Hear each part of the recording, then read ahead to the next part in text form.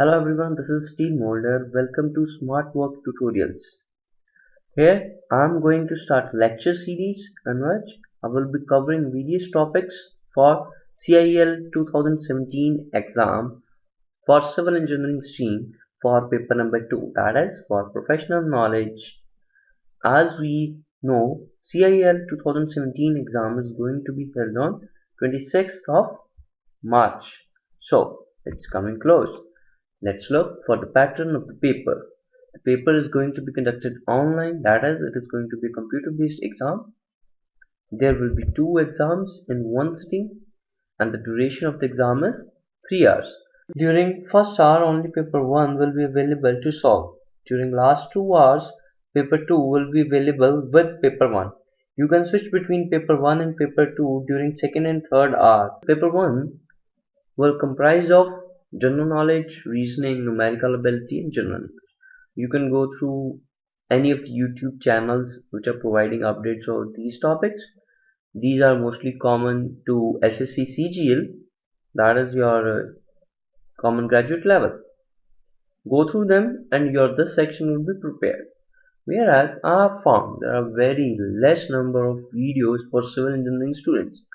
So guys, I am here to help you out in this case. I'm going to make a lot of videos on this and I hope you will like this and also you will share this.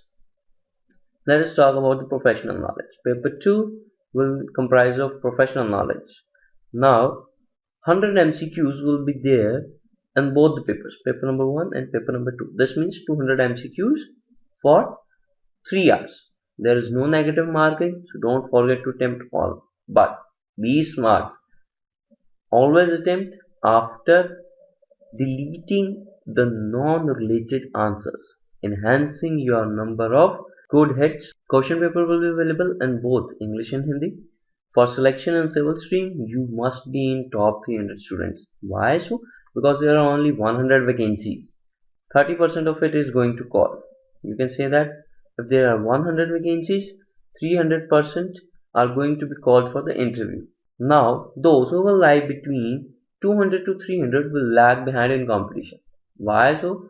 Because for them, getting huge number of marks in interview is very important, which is a very typical task. So what I must say is, study hard, work smart, and score maximum number of marks in this exam, so that even if you score low number of marks in interview, you can get the job. Moreover, there is one thing left. You have a sectional cutoff. A sectional cutoff of 40 marks in each paper to clear the exam. That is, you need minimum of 40 marks in professional knowledge and minimum of 40 marks in general knowledge, reasoning, numerical ability, and general English. Whereas it seems to be easy to have these marks in paper number 1, but it is not going to be that easy in paper number 2. Why so? Let's see. Let us first go through the syllabus. There are a total of 20 subjects mentioned in the syllabus. Previously, the syllabus was not published on the website. In the later days, it was published. You can go through the website. Okay, let's go through the syllabus quickly. There are a total number of 20 subjects mentioned in the syllabus as published on the website. Previously, no syllabus was mentioned, so most of students were in confusion what to study and what to not. But now they have clear cut mentioned it. So they have mentioned 20 subjects and there will be 100 questions. This means 5 questions from each subject. But we knew that one subject is given more importance rather than other. Why so? Because Coal India is a specific company which is working in specific fields. They required certain special skills in a certain special field. Like for Coal India, survey is very important subject. Hydrology is very important subject. Fluid mechanics is very important subject. Why so? Because they're going to dig mines. Whereas for the aerial survey, it has comparatively less importance. Why aerial survey is comparatively less importance in this exam? Because during in the survey of mines with the help of aerial survey, you can't do and detailed precise work. For detailed precise work, focus will more be on the traditional surveying rather than on aerial surveying. But due to use of high-end technology, aerial surveying has also become too much popular and helps you very much during your project. That is why this is the first exam where advanced surveying is introduced. Let us go through the syllabus quickly. For surveying, principle of surveying will be a first topic. It is not expected to have any question from here because it is a very basic topic and it has been covered by various competitive exams. Repetition of questions in competitive exam is not common. Therefore, I don't expect any question from this topic. Whereas you can have questions from error and their adjustments, maps and scales, that is basically your chain surveying topic and tape surveying topic. Then the coordinate system, distance and angle measurement, basically up to compass surveying, leveling and trigonometric leveling, traversing and triangulation survey.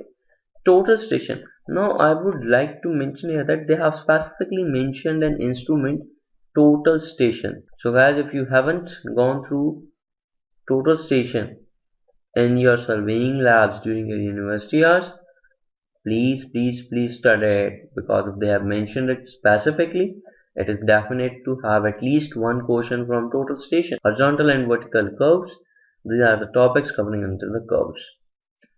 As far as I talk about advanced surveying, there will be photogrammetry scale, flying height, remote sensing basics.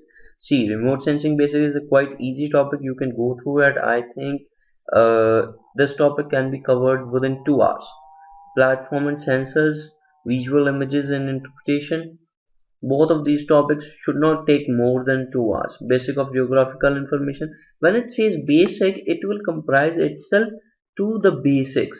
So there is no need to go in depth in between these two components. These two components can be covered in other topics also. So don't get afraid with these. But the point is, still, what they are going to ask. They have mentioned 20 subjects with a 3-page list of syllabus. What is going to come? A 3 question from one subject is a very rare part. How would you understand what is going to come? Let's see what will be the level of the question. Now here we need to give attention to few of the points. First of all, they have given you short time to solve questions. Like they have given you 36 seconds approximately for solving one question. Why so? You have 3 hours. You have 200 questions. 3 hours means 180 minutes. So yet they are not even giving you one complete minute to solve a question. This means they cannot give you lengthy question like they are giving you on the gate. In the gate exam, you have nearly 3 minutes to solve a question, so they can put up typical lengthy questions.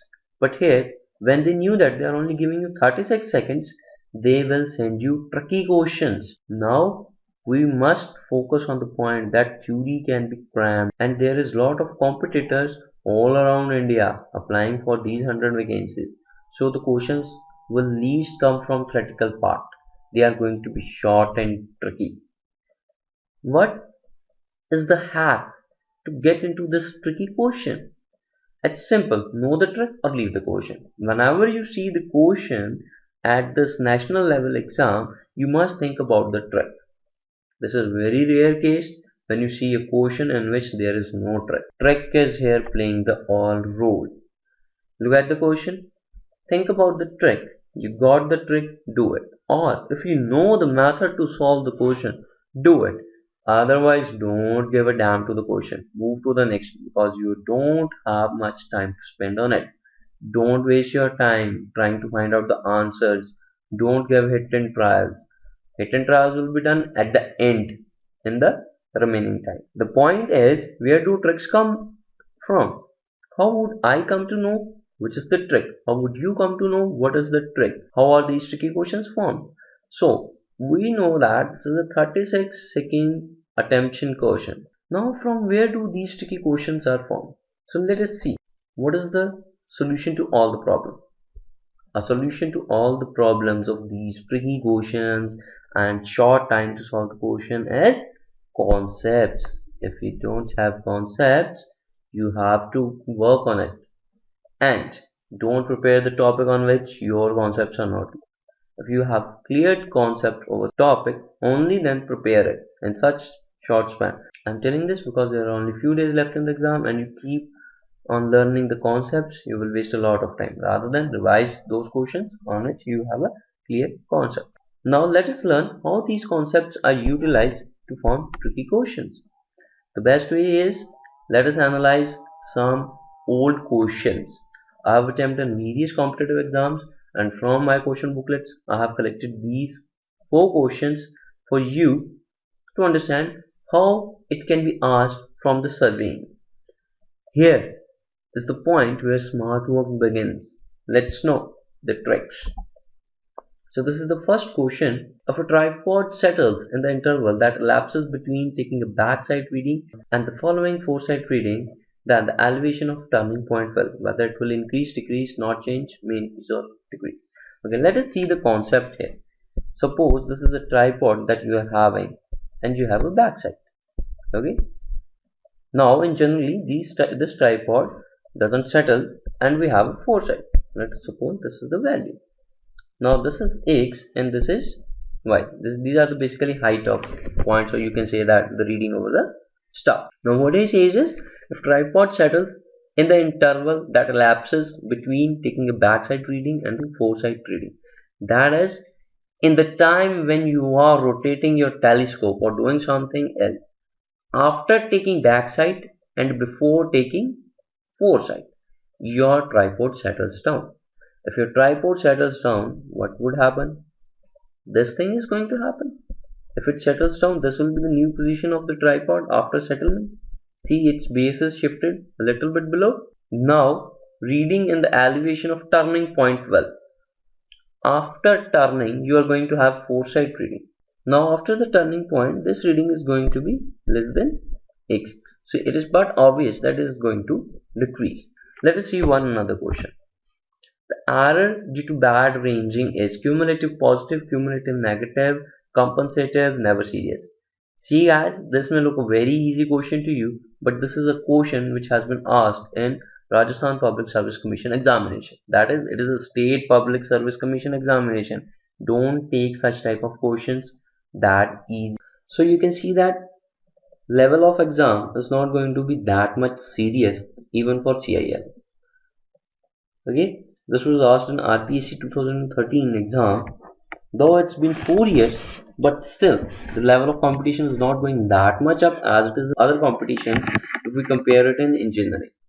Okay, so there is a possibility that this question may not come in the exam, but the question will be around it because our topics are defined. So let us look how this question have a answer. R due to bad ranging is cumulative positive, cumulative negative, compensative, never serious. For solving this question, we must understand the basic principle that in the first slide I said you are not going to have a question from. But this is a sub part of that. Okay, how is surveying works? Its basic principle is whole to part. So if it is whole to part, then if you have to do ranging of this point and these are some point, let us say A, B, C, D and E. Okay, when you are doing bad ranging, you are going to focus or you are going to deviate your point from B to B dash. Now whenever you extend this line, whenever you are going to extend this line, it's going to be away. It is never coming to be close to the original. You can see here that this line is going away and away and away. Now the value of error, this E, is going to increase as soon as you go ahead. This means the error is coming cumulatively positive. It is going to add up each and every time. So this is the answer. This is how easy it is. You have to just focus on one concept and it is done. That is why they are giving you only 36 seconds to solve a question. Let's see another question. A curve of varying radius introduced between two branches of compound curve is known as. This means, let us say if you have a curve, now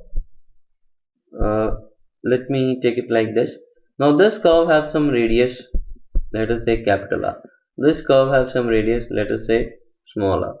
Now this curve, in between these two curves, let us say this is your alpha curve and this is your beta curve. This curve is known as, which have various values of radiuses. That is, at some point it will have a value of R1, at some point it is going to have value of R2, at some point it is going to have value of R3. It is but obvious looking at this figure that is there is a transition between alpha to beta. These two radius are constant, whereas the radius in between is going to vary. It is going to transit. Therefore, transition curve is the answer. Let's see another one.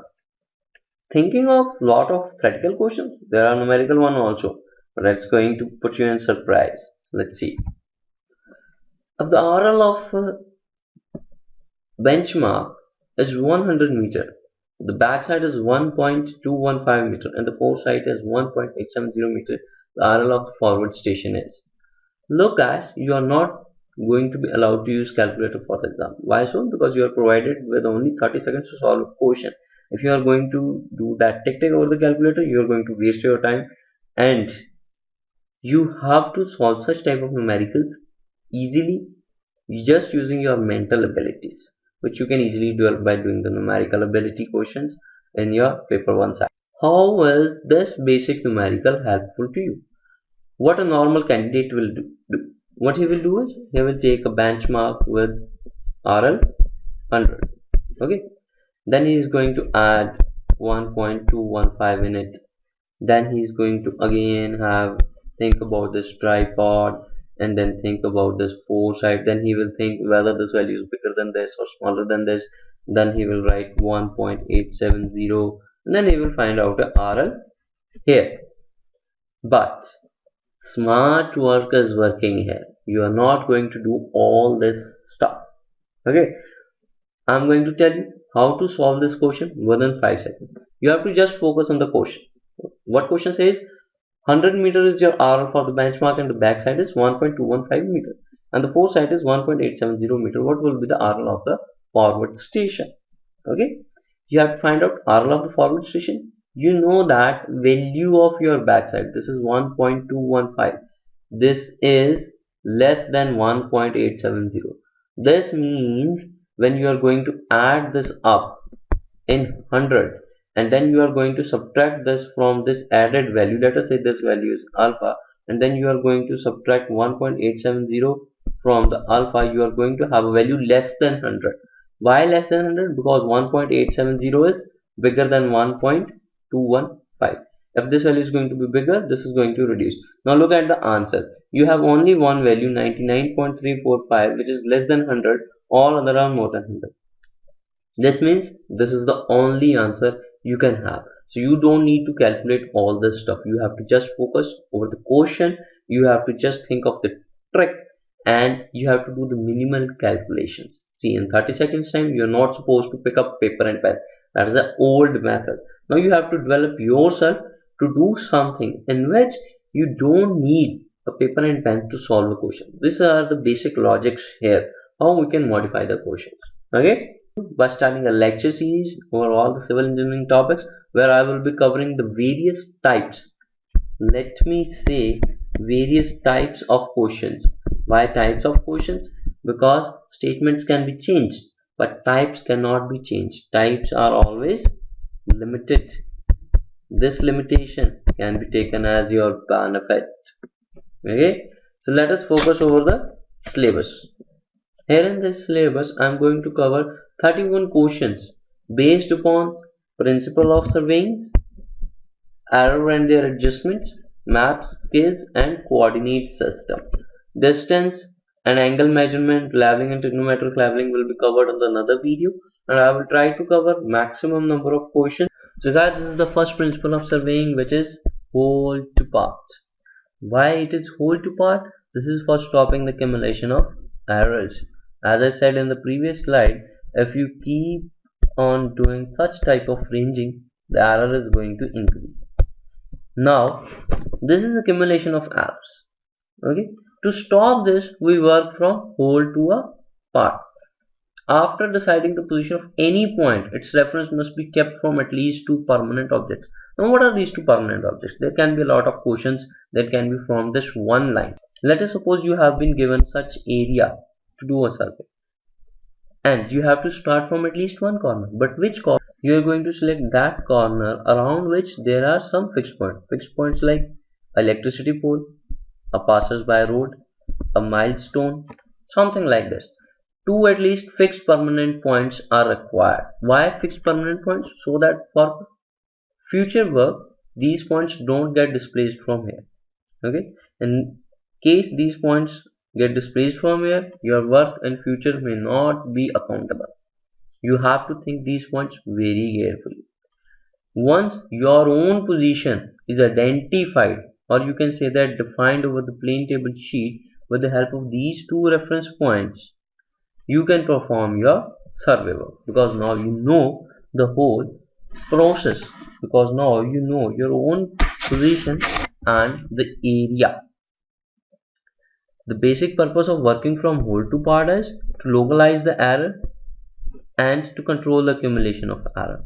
This is the control of accumulation of error, and to localize the error you prepare a high precision area and then you work under it in a small low precision area. Okay, this is the basic principle of surveying. Now let us move to the various questions based over these three topics which I am going to cover in this video. This is the first question. This is a very basic one and it is not expected in the examination, but this logic may be utilized in some of the questions that may you see in the exam. Here a scale of 1 centimeter is given to be equal to 4.7 centimeter. Now if it is to be represented in ratio format, how it will be represented? Now in the ratio we must understand that units are going to be equal. Okay, if you have to keep the units equal, you have to convert either this centimeter into kilometer or this kilometer into centimeter. Now let's see what he has done in the answer. He has kept 1 in the every component. This means he is taking the centimeter as standard and he is converting this kilometer into centimeter. Okay, so we have to convert 4.7 kilometer into centimeters. Okay, to convert this into centimeter, we have to first understand how many centimeters are there in 1 kilometer. Obviously 1000 of meters and each meter has 100 of centimeters. So what you are going to do is 4710 is accumulated here, 2 zeros from this 1000 as one is adjusted here and 2 zeros from here.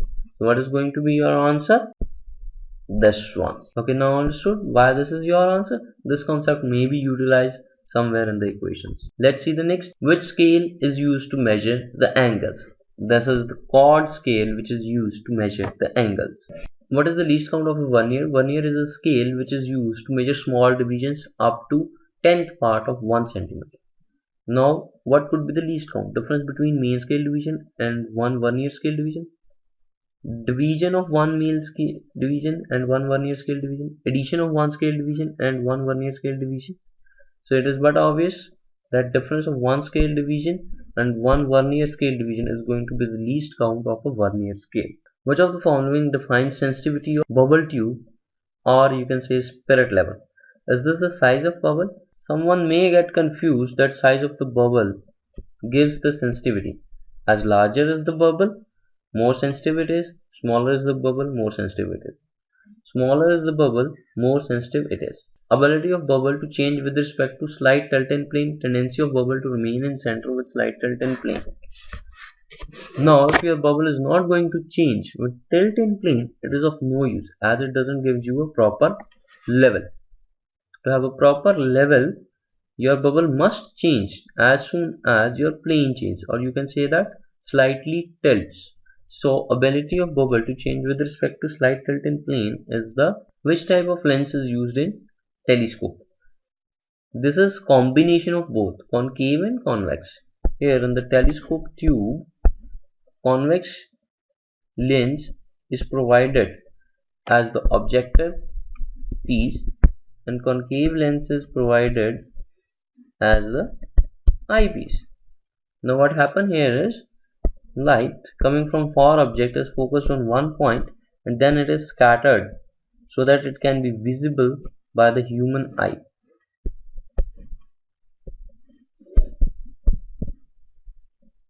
Okay, so both the lenses concave and convex is used in the telescope. Which of the following tape is used for very high precision work? Invert tape is utilized for very high precision work. Why so? Because it is an alloy of steel and nickel. It has nearly 36% of nickel. Why for very high precision work? Due to low thermal coefficient. Its thermal coefficient is 1/10 of steel tape. Okay, and its value is 0.6 into 10 raised to power minus 6 per degree. See, it's negligible. If the length of a chain is 25 meter but in field it is found to be 24.6 meter, then the genuine length of the line measured as 125 meter with that chain will be. See, it is once again a logical question. You are not going to put your traditional methods to solve it. Look at the question once again. If the length of the chain is 25 meter and the genuine length of a line measured as 125 meter, we know that 25 into 5 is 125. So this 5 plays the entire role. Now what is given in the question is it is found to be 24.6 meter. This means 0.4 meter per length. How many length we have utilized? 5 lengths. 0.4 into 5, this is going to be 2 meter. Okay, if it is going to be 2 meter, my chain is going to be 2 meters short. Fine. If it is going to be 2 meters short, my answer will be 125 minus 2. This is going to be 123. This is my answer. If length of a line is 130 meter when measured with a 20 meter chain, the length was measured as 130.65 meter. The actual length of chain is. See, here he has given you a defined length and have given you a measured length. You cannot change this defined length. Now here we have to focus on this 130 and this 20. We have to make a relation between these two. How to make it? We know that 20 into 6 is 120 and 20 into 0.5 is 10. Okay. Now this total gives us a value of 130. This means I need a 6 length and a half length. Now look at this. This gives you a value of 0.65 additional. Now this 0.65 additional is to be split up in 6 full lengths and 0.5 length. Just you have to focus is how to split this 65 in these 6 lengths and 0.5 lengths and you can have your answer. We know that this is additive. This means the value is going to be 20 plus. So this cannot be your answer. Okay, what could be your answer? Either 20.01, either 20.05, either 20.1. Now look carefully. Here the value was 0.65. Now if we multiply this 20.01 into 6, this 0.1 is going to be 0.06, which doesn't fit in this 0.65 equation. Therefore this can't be your answer. Let us think about this 0.05. Let us think about the third option 20.05. If you are going to multiply 0.05 into 6, what is going to give you? 0.30. This again doesn't fit in this 0.65 situation. What does this 0.1 gives to you? 0.1 into 6 full length, this means 0.6 and half of 0.1 is 0.05. Now if I add this 0.05 and this 0.6, it's going to give me a value of 0.65. So it's simple to solve. Rather than focusing on all the statement equations, give a little bit focus over the options and you will have a correct option. Here I am explaining to you another thing. What you can think is, here I am writing each and everything over the slide, therefore it takes time. But if you put up little brain, you can easily calculate within your mind and you don't need a paper pen. You have to just eliminate the options. You have eliminated the second option only by seeing it. It can't be because the error must be additive. Looking at the first option, you can say that 0.01 into 6, 0.06. It doesn't fit with 0.6. Okay. Then again 0.05 into 6, 0.3. It is still less than 0.6. This can't be fit. 20.1 into 6, 0.6. Half of 1, 0.05 0.6 plus 0.05, 0.65. It's done. Okay, so let's move to the next question.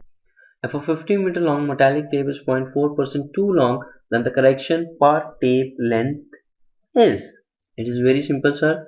You have to just find out 0.4% of 50.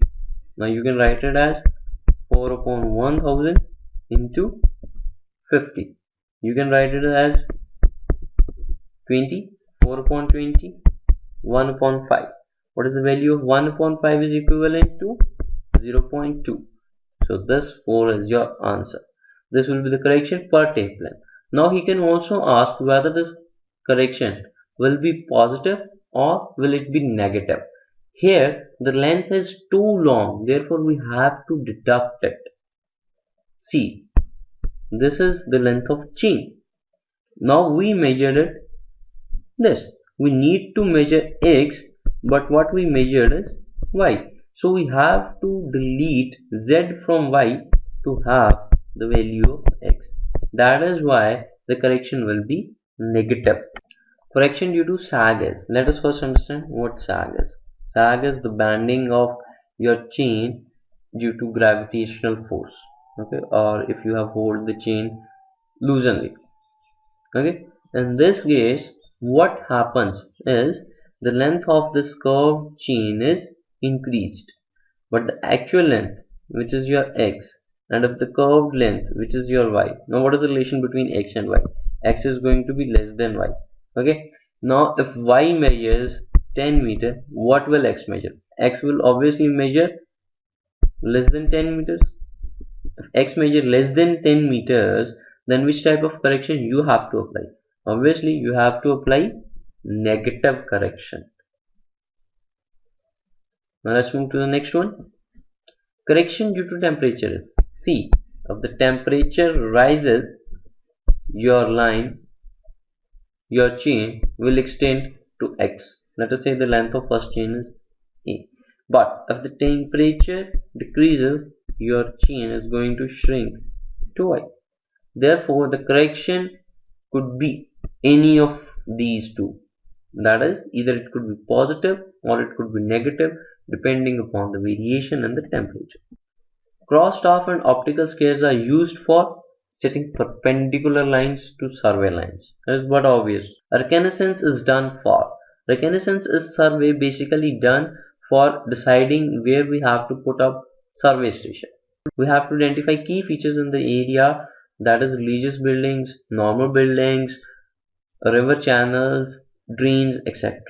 And also in the reconnaissance we decide which type of surveying equipment is required to do the survey of this area.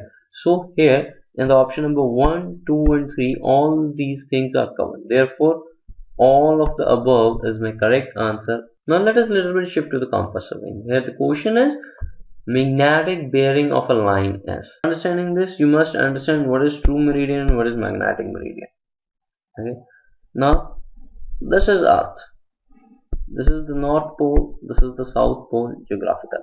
But my needle is never suspended like this. This always holds like this. So this is my magnetic needle, and this is geographical north.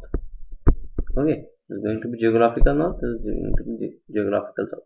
There is a little bit tilt in between. What this tilt is due to? This is due to the magnetic forces of the earth. Now, whenever I take a bearing, I take this bearing with respect to the magnetic needle. Therefore, my magnetic bearing, this, is the angle between magnetic meridian and the object. Okay, so what is going to be the answer here is the horizontal angle between magnetic meridian and the line towards the station point. This gives me the value of my magnetic bearing. 0 degree in a prismatic compass marks towards the. Now what a common man will think over this is we always take readings from north, so it must be north. But no, it is south. Why south? Because in a prismatic compass, this is the object V and this is the point where prism is located. Okay, so if here prism is located and I want to take reading, I must have 0 here at this south end. That is why we provide a 0 at south end. If we provide a 0 at north end, we will have to provide a reading of 188 south end, which will make it difficult to have readings. To ease us, or you can say that to ease the engineer, they provide 0 degree at south end. Okay guys, let's move to the next question. The prismatic compass gives the whole circle bearing, the quadratic circle bearing, both whole circle and quadratic circle bearing, and none of the above. See, there are two types of compass. One is prismatic, one is surveyor. Surveyor is compass is divided into quadrants, whereas prismatic compass is divided into division from 0 degree to 360 degree. So a prismatic compass gives you a whole circle bearing. Let's move. In which type of compass? Degrees are marked from 0 to 90 in 4 quadrants. As I discussed in previous slide, it is the surveyor's compass. Okay. Now there is no difference between prismatic compass and engineer's compass. Keep it in mind. Both are same. Which of the following compass has whole circle bearing with inverted degrees and readings can be taken from south end? See, I have designed this question so that you can understand the various components of a prismatic compass. All these are components of prismatic compass. Any one of this can be asked. Rather than making a huge number of questions, I tried to compress all these into one question. Now, what is going to be in a prismatic compass is a whole circle bearing, which have inverted degrees and in which the readings are taken from the south end. These are the properties of prismatic compass. Now, why the degrees are inverted? The value gets inverted because we see it through prism.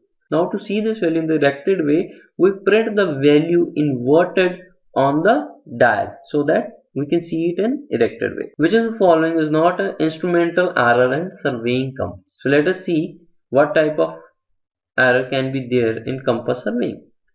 First option is pivot point being blunt causing resistance to free needle movement. Yes, this is an instrumental error. Second point is loose horsehair in object way. See, this is an instrument error but can be fixed by you. The ring not moving in horizontal plane due to depth. Now what is depth is? See, this is my compass plane. This is my dial plane. Now this is freely suspended needle. Now if you tilt this compass plane, this dial is going to touch it somewhere at this point or somewhere at this point. So the point says the ring not moving in horizontal plane due to depth to this compass plane. Now touching of this dial to the compass plane is known as depth. Dip is basically the angle by which this dial tilts towards the compass plane. Now if the ring is not moving in horizontal plane due to dip. If dip is high, obviously it is going to touch the compass plane. If it touches the compass plane, there will be resistance in the movement. So this is an error in the instrument. So we have seen all these three are errors in the instrument. Improper level of compass. This is a manual error. You are going to set up a compass.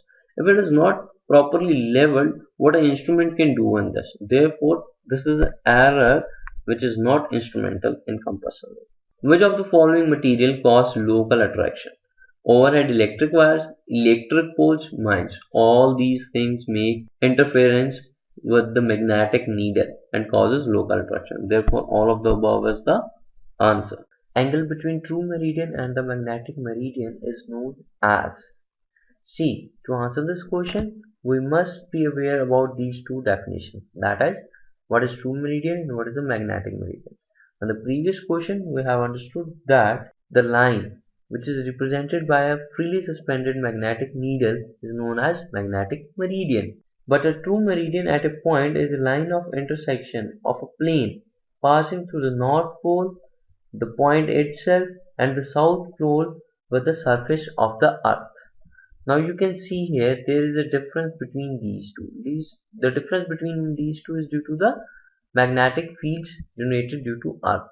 This difference or this angle is known as magnetic declination. So second is the right option here. Let us move to the numerical part here. The question says if the whole circle bearing of a line is 203 degree 55 minutes and 12 seconds its quadratic bearing is. To solve this question, you must be very well aware of the fact that how a quadratic bearing is converted into whole circle bearing and how a whole circle bearing is converted into quadratic bearing.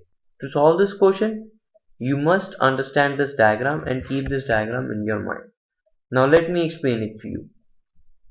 If we say it is 203 degree 55 minutes and 12 seconds, this means you are somewhere lying in this quadrant, that is in between 180 degree and 270 degree. Okay. Now to convert it into quadratic bearing, we have to mention the position. The position always starts from either from north or from south and always move either towards east or towards west. Now the angle always is written in this format, and when it is written from south this degree, this minute and this second towards west, this means the calculation always becomes from south direction. And if it is given that the angle starts from north and ends up at east, this means the calculation will always begin from north direction. Now in this case, as we have to move from south towards west, we must understand that what should be the value in between. See, in this quadrant, these 180 degree has no role to play. To have this value from this point to this point, we can simply subtract 180 degree from this given value. When we subtract 180 degree from this given value, we will have a result of 23 degree, 55 minutes and 12 seconds. Now towards which direction? Towards west. Therefore, option number 1 is the correct answer here. Let us move to the next question. If the whole circle bearing of a line is 143 degree, 23 minutes 37 seconds, then its quadratic bearing is. See, now it is 143 degrees. That is somewhere between 90 to 180. But we know that we can either start from south or from north. Here in this case, the nearest approach towards east will be from south, as this angle is already coming from north and is more than 90 degree. In quadratic bearing, we cannot jump above the 90 degree. We have to remain the constraint of the 90 degrees. Therefore, the angle will become southeast. Now, what will be its value? What we need is this alpha 2. What we are given with is this theta 2. Now, if I subtract theta 2 from 180 degree, I can have the value of alpha 2. So you have to simply subtract the value of 143 degree from the 180. Now keep one thing in mind. There is something with these 143 degrees. This means while subtracting it from 180 degree, you are not supposed to subtract only 143. You are supposed to subtract 144 degrees. If you are going to subtract 144 degrees, you are going to have a value of 36. You can simply see in the options that there are two options comprising a value of 36. Now that option which is mentioning towards east, see this angle goes towards east. Therefore only that option which mentions towards east will be the right answer. So south 36 degree, 36 minutes and 23 seconds towards east is the right answer. Let's move to another problem. If the whole circle bearing of a line is 68 degree, 34 minutes and 14 seconds, its quadratic bearing is. See, it is less than 90 degree. This means the angle starts from north, goes towards east and doesn't jump 90 degree. This means the whole circle bearing, this whole circle bearing will be equivalent to the quadratic bearing. We are just required to add north towards the left of this angle and east towards the right side of this angle. So option number 2 is the right answer. North 68 degree, 34 minutes and 14 seconds towards east. If the whole circle bearing of a line is 328 degree, 19 minutes and 31 seconds, its quadratic bearing is. See, this angle lies in the fourth quadrant, somewhere in here. What we are required to find is, if the angle lies here and we are not supposed to jump 90 degree, we will start from north and will go towards west and will define this. Now to define this angle, we need the value alpha 4. But what we know is this complete circle forms 360 degrees and the angle is 328 degree given here. So this angle forms somewhere 328 degree, 19 minutes and 31 seconds, just for the reference. So if I subtract this angle from 360 degree, I will have my required answer. To have the required answer, let us split it apart into three components. Now looking at these options, I can easily find that north towards west, I am having three options. From these three options, this 55 is common, 19 is common, 31 is common. But the point here is, when I am going to subtract 31 from 60 degree, what I am going to have? I am going to have 29. This means neither this is the right answer, neither this is the right answer. The right answer will be the option number 1. 31 degree, 40 minutes, 29 seconds. See, you don't need to bother about these figures. When you got this right and all other options are wrong, in that case, do the least calculation and don't calculate these. Just mark the answer, save the time for other questions. Let's move to the next question. Now this is the vice versa to the previous sort of questions. If the quadratic bearing of a line is north 31 degree, 40 minutes and 29 seconds east, its whole circle bearing will be. See, the angle given to us is alpha 1 and what we are supposed to find is theta 1. Here in both cases, quadratic bearing and whole circle bearing, angle remains the same as this lies in the first quadrant. So answer is option number 4, 31 degree, 40 minutes and 29 seconds. If the quadratic bearing of a line is south 21 degree, 23 minute, 59 second east, its whole circle bearing will be. Now look at this diagram again. This angle given to you, southeast, that is I start from south, goes toward east, and angle is this, less than 90 degree. This means this is my alpha 2 angle. What I am required to find is theta 2, which is my whole circle bearing. To find out theta 2, what I have to do is, I have to simply subtract alpha 2 from 180 degree. Why from 180 degree? See, this complete forms 180 degrees and this forms 21 degree. What I require is the rest of the area. So if I subtract this alpha 2 from this complete section, what I will left will be with theta 2. So when you subtract this value from 180 degree, what you will find is this is 59. When you subtract it from 60 seconds, you will find 1. So either option number 1 could be answer or option number 2 could be answer. When you subtract 23 from 60, you are not supposed to subtract only 23. As I explained in the previous slides, there is something with this 23. That is, this 59 is with 23. So you have to subtract 24 out of 60. When you subtract 24 out of 60, you will have 36. Therefore, option number 2 is your correct answer. Let's move to the next question. If the quadratic bearing of a line is south 44 degree, 37 minutes and 54 seconds west, its whole circle bearing will be. Now look at this diagram again. We are given directions south towards west. This means this angle is given to us. This angle is given to us. This angle is alpha 3 angle, though not written over this, but this angle is supposed to be the alpha 3 angle. The value of this angle is given as 44 degree, 37 minutes and 54 seconds. What I have to find is whole circle bearing. Look here again. Now this complete is 180 degree and what I am supposed to find is this theta 3. Now this theta 3 is made up of this angle plus 180 degrees of this angle. So we have to just add 180 degree and 44 degree, 37 minutes and 54 second. When you add 44 to 180, it gives you the value of 124. So right answer is 124 degree, 37 minutes and 54 seconds. Let's move to the next question. If the quadratic bearing of a line is north 32 degree, 8 minutes and 46 seconds towards west, its whole circle bearing is. See, this is north and this is west. So angle given to us is alpha 4 angle. Okay, now what we have to do to find out the whole circle bearing is, what we are supposed to find is theta 4. That is an angle which starts from here and reaches up to here. Okay, now we know that this complete circle makes 360 degree. If I subtract 32 degree, or I must say this complete angle from 360 degree, I can have the rest of the angle. Okay, which is theta 4, which is my required whole circle bearing. Now look at the options. What you find here is 15 second, 14 second, 14 second and 14 second.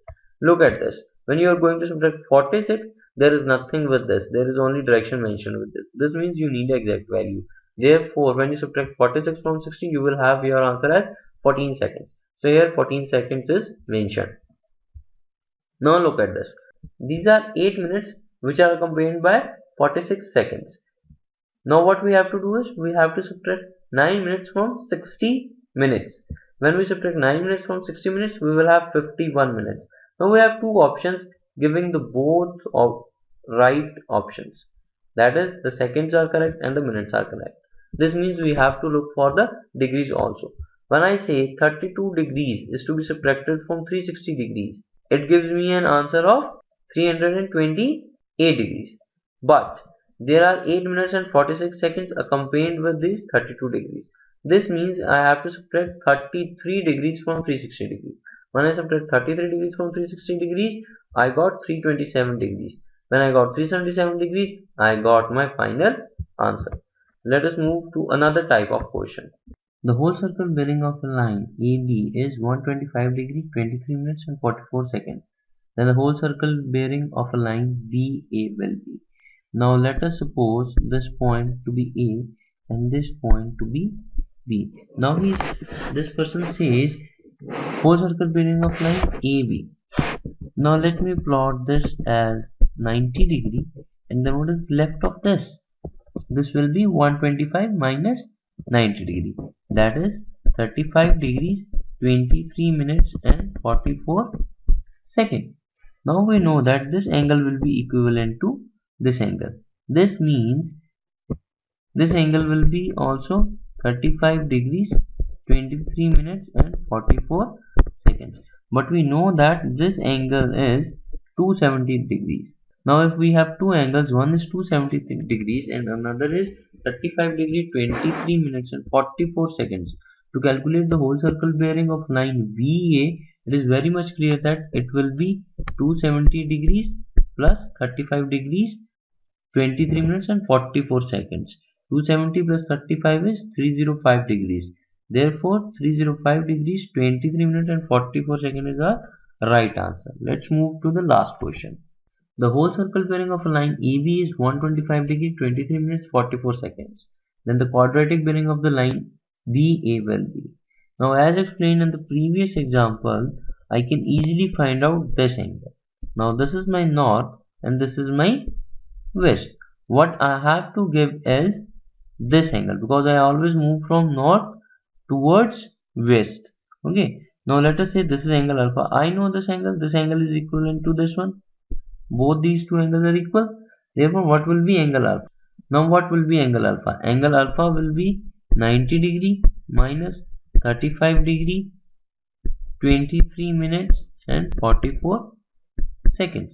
So, from this, I can say that I have to subtract 35 degree from 90 degree. But there is something that is 23 minutes and 44 seconds associated with 35 degrees. This means I have to subtract 36 degrees from 90 degree. When I subtract it, I get 54 degrees. Now here I got this two options with 54 degrees. Now what I also got is 36 degrees. This is common with both and the direction used is northwest. Therefore the answer will be dependent on either on this 16 or on this 58. See here, it is 44 given to me. This means my answer will be 16. Hence right answer is option number 3. So guys, thank you very much for watching the video. Please subscribe and share the video.